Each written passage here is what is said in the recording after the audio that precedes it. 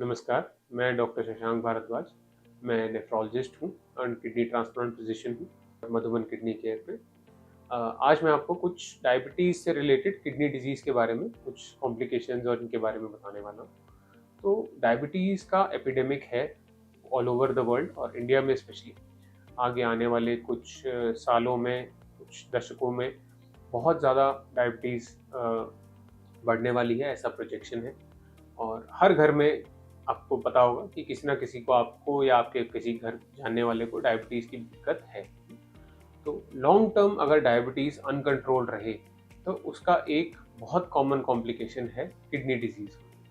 तो किडनी पे अगर लॉन्ग टर्म डायबिटीज़ का असर आएगा तो हमें सिम्टम्स क्या महसूस हो सकते हैं। तो सबसे कॉमन सिम्टम जो होता है कि पेशाब में झाग आने लग जाता है लोगों को। इसको प्रोटीन यूरिया कहते हैं। जब हम उसका यूरिन का टेस्ट करते हैं तो यूरिन में प्रोटीन की लीकेज डिटेक्ट होती है। ये जनरली बहुत शुरुआती सिम्टम है और ये बहुत कॉमनली इग्नोर्ड सिम्टम भी है ना। लोगों से हम जब पूछते हैं, जब वो ऑलरेडी हमारे पास आते हैं, वो कहते हैं डॉक्टर साहब कई सालों से दिक्कत थी ये वाली, तो पर उसको ध्यान दें, है ना। दूसरा कॉमन कॉम्प्लिकेशन जो पेशेंट्स को सिम्टम जो आता है, वो आता है कि रात को बहुत ज़्यादा यूरिन आता है। यूरिन की कॉन्सेंट्रेटिंग एबिलिटी जो होती है किडनीज की, वो कम हो जाती है। इसीलिए रात को, दिन में तो उनको रियलाइज़ नहीं होता, जाके बाथरूम में चले जाते हैं, यूरिन कर लेते हैं जब सेंसेशन आता है। रात में उठ के 3 बार, 4 बार, 5 बार उठ के यूरिन के लिए जाना पड़ता है। यदि ऐसा हो रहा है तो इसका मतलब कहीं न कहीं कॉम्प्लिकेशन है। दूसरा कॉमन सिम्पटम जो आता है, वो ये आता है कि सेम दवाइयाँ जिस पे आपकी शुगर पहले कंट्रोल थी या इनफैक्ट कभी ज़्यादा भी रहती थी, सेम दवाइयों पे अगर आपकी शुगर डाउन होने लग जाए, लो होने लग जाए, तो इसका मतलब है कहीं न कहीं आपकी किडनीज़ पे कुछ असर आने लग गया, है ना?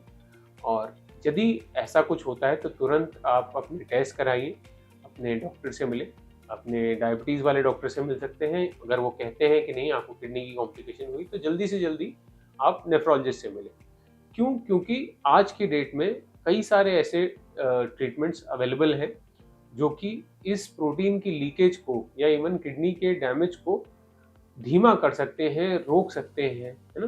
तो पहले के, आज से 5-10 साल पहले इतनी दवाइयाँ नहीं थी। आजकल 3-4 ऐसी नई-नई दवाइयाँ आ गई जिससे कि हम इस प्रोटीन की लीकेज को, किडनी की खराबी को, गंदगी निकालने की क्षमता को प्रिज़र्व रख सकते हैं। एटलीस्ट रेट ऑफ डिक्लाइन की, जितनी तेज़ी से बीमारी बढ़ती है, उसको कम कर सकते हैं। तो और उसके अलावा sugar control, blood pressure control number 1 वो होता है। उसके अलावा किडनी के नॉर्मल कॉम्प्लिकेशंस जो होते हैं, जैसे कि सूजन आना, ये सब चीज़ों से हम टाइमली बच सकते हैं और इवेंचुअली किडनी फेलियर से भी बच सकते हैं।